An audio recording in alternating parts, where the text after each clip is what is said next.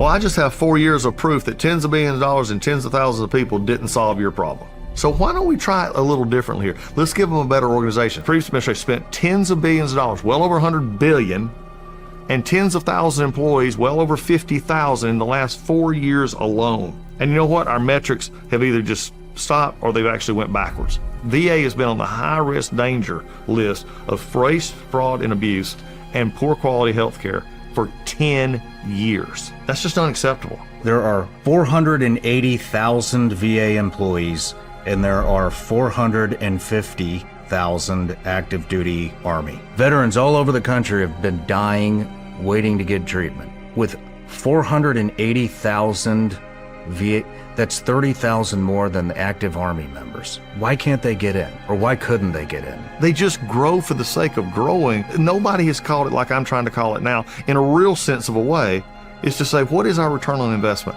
Are we helping a veteran? Well, we had a across the board reduction in force is what it's called. The legacy media, liberal media, the unions are all going nuts. How can you cut this money out of the federal government? The federal government will never survive if we cut 15% out of the workforce. Well, Bill Clinton and Al Gore in the 90s cut 13 to 14%, or 12 to 14% out of the federal government, several 100,000 jobs. The government not only survived, it got bigger again. So what we're looking at now is how do we do this and we go into systems that are broken and take out the layers that don't need to be there.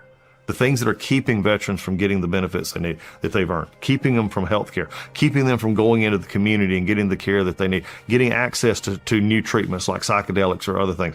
We need to get that funding that's been there to fund positions and worry about funding veterans' health care and worrying about funding veterans' benefits. If we can do that, then we've got a chance. We can't get rid of bad employees, by the way. Did you know that? When we had the president sign the Bill Accountability Act back at the end of his term, and we fired, there was almost 4,000 people fired at the VA for stuff like showing up drunk in the OR.